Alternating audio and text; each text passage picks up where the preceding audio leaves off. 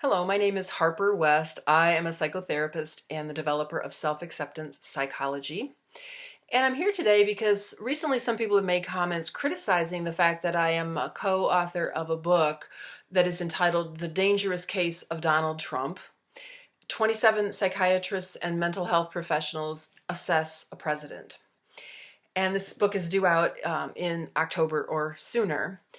And I wanted to just respond and clarify my stance on whether mental health professionals should speak up about Trump's emotional and behavioral issues.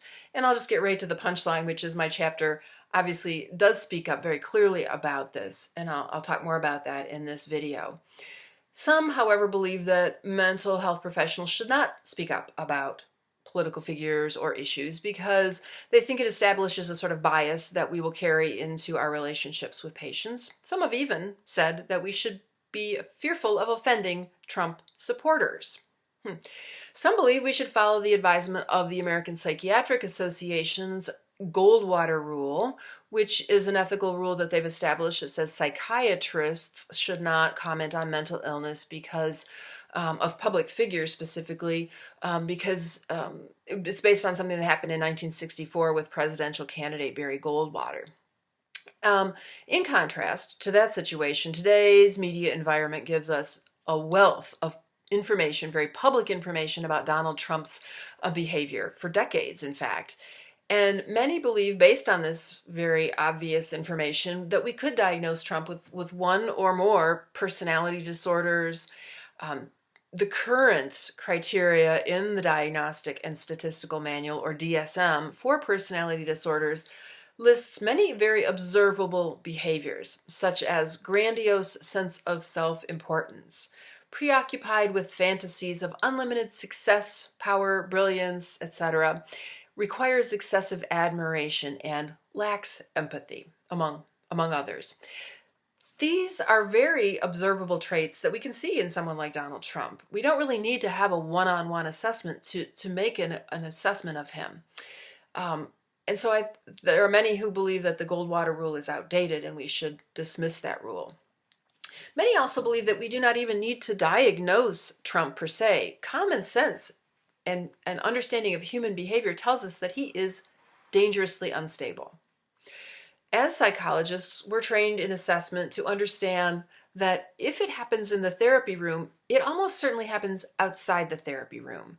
Meaning that if we experience a person in a certain way, say argumentative, deceptive, narcissistic, or submissive, passive, depressed, then if we experience them this way, they almost certainly behave this way outside the therapy room, and we can make a pretty fair assumption that this is how they are in much of their life.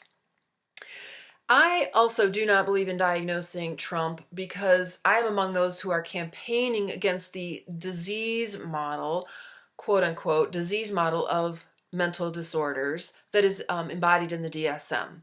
Because I believe that it is unscientific, it is based on no valid research, and it's very arbitrary. It's a very arbitrary way to categorize people. It overcomplicates and falsely medicalizes what are just normal emotional and behavioral problems. And there's more on this on my website, which is harperwest.co. And clearly it's unethical to make public statements about a private person because that person is not in the public eye, but Trump is not a private person. He has spent his life clamoring for publicity, and he spent 18 months running very publicly for president. He has very little expectation of privacy.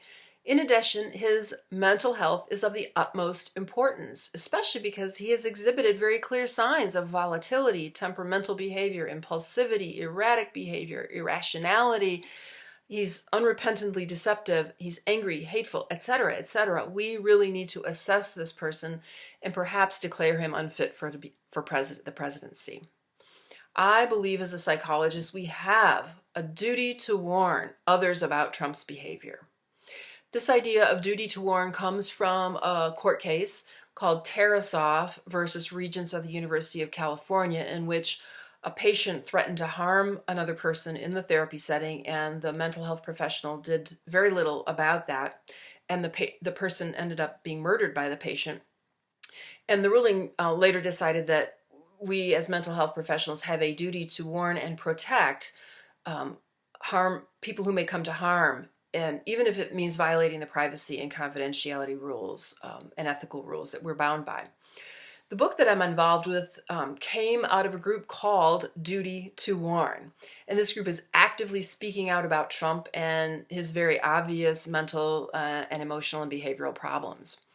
Not coincidentally, this is the same stance that I take as a therapist who works with those harmed by emotional and physical abusive predators, whether those people are parents or siblings or intimate partners.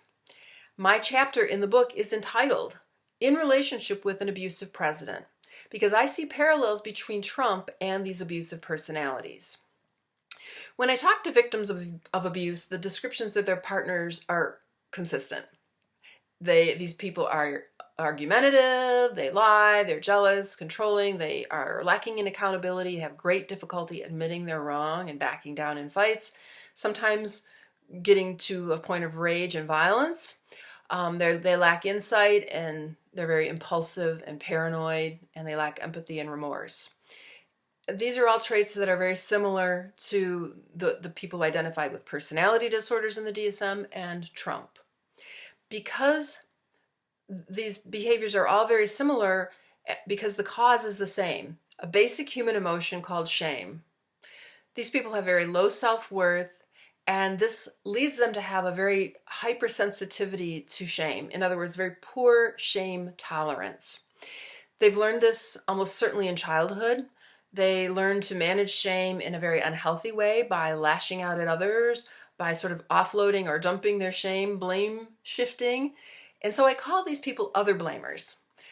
There are other types of people who I call self-blamers and blame avoiders as well, and there are more descriptions of these people on my website. Again, that's harperwest.co. Trump is an extreme example of this type of behavior. He has very poor shame tolerance, and he lashes out at others for the slightest criticism or even perceived criticism.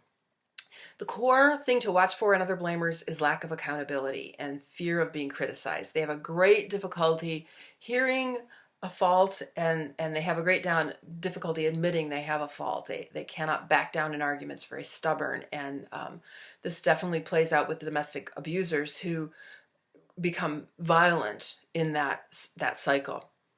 The victims of this type of emotional abuse are generally very passive and unassertive.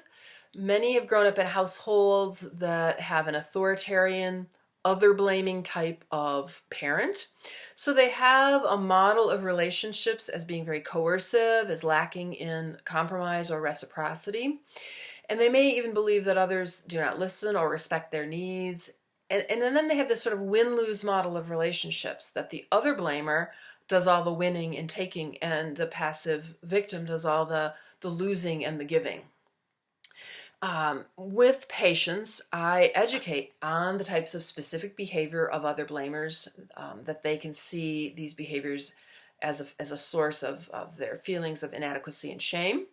I work with victims to help them understand the effect of their fear of conflict on relationships. I teach a lot about assertiveness, that it does not have to be mean or scary or abusive, which is their, again, model of relationships, because if this other blamer that they've been in relationship has embodied that sort of mean, abusive type of relationship, that's all they know. They don't know that assertiveness can be actually healthy. I believe that actually assertiveness can be very healthy for relationships. It can establish healthy boundaries and improve relationships, making them more balanced and loving. I believe, in fact, that if we do not speak up assertively, other blamers will never be held accountable for their actions and their behaviors.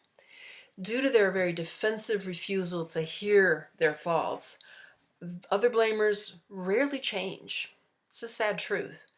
But if no one speaks up, they certainly will never hear the error of their ways and change. In the same way, in a representative democracy, the people must have an ability to speak up and assert their needs and wishes to their leaders and their representatives. Without this ability to speak up, such as with the free press, democracy becomes an autocracy. Of course, other blamers don't want us to be assertive and speak up. They don't usually like it. They will throw a tantrum when their flaws and lies and excuses and blaming are pointed out to them, because this feels very shameful to them and it becomes unbearable, and they lash out and try to offload their shame onto others. We now have an extreme other blamer in the White House, surrounded by enablers and sycophants who do not want to hear the truth, because then they would have to admit they have faults or they've made mistakes. There is evidence of this other blaming behavior daily with Trump, because he tweets and he lashes out at others, calling them leakers and fake news, and he doesn't want to hear these things and be accountable. Mental health professionals, as experts in the nature of human behavior, must model the healthy, assertive boundary setting that we teach our patients. How can I, as a psychologist, advocate for patients speaking out truth to power when I do not speak up against the biggest authoritarian abuser we have seen in decades?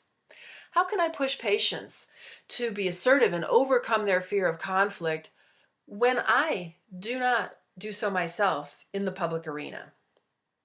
How can I tell patients to be on the lookout for dominating and abusive behaviors in partners, and then abdicate my responsibility to identify a dangerous abuser in the biggest office in the land? One of the things I tell someone who lacks assertiveness is that by speaking up, she may experience a wonderful, healing sense of empowerment. Perhaps she had never felt this empowerment before, given that she's grown up with fear or even being terrorized by abuse or by harshness or rejection by her parents or partners. Empowerment is healing for someone who was raised in abuse, disempowered all her life. Through empowerment, she can gain an awareness of her sense of self, awareness of her values and emotions and beliefs. She can gain a sense of trust in herself, an intrinsic self-worth. She will learn that she has an ability to fight for justice and fairness and reciprocity in her relationships. And those with children often become more assertive when they realize that they have a duty to speak up, to model assertive behavior for their children in a healthy way. In the same way, we as therapists and mental health professionals, and as a country, have a duty to model healthy interpersonal relationships and behaviors and stand up to Trump and the other blamers like him. If we don't, it will only enable his behavior to continue. Just as this lack of assertiveness allows an abusive relationship to continue, assertiveness is healthy. It's essential in relationships, whether they're the personal kind or the presidential type. If we have any hope of altering the course of the behavior, this unhealthy dynamic, we have to speak up. One thing is clear about other blamers: it takes a village to change their behaviors. One or two people cannot make much of a difference, but if we all speak up consistently and persistently to hold them accountable, perhaps we can make a difference. They will, if we don't speak up, they will continue to make excuses and blame others for their faults. This is how other blamers became other blamers. No one held them accountable early in their life. Mental health professionals are the leaders in this village. We are the experts in relationships because psychology is all relational. We must be the ones to take the lead in unmasking those with toxic behaviors who create unhealthy relationships and are emotionally unstable. If we stand silently by, what example are we creating for others of how to fight for fairness and assertively establish boundaries in relationships? Just as I believe I have a duty to speak up forcefully and promptly to keep an abuse victim safe, I believe we have an absolute duty to warn others of the dangers of an extremely abusive personality in the White House. Thank you very much.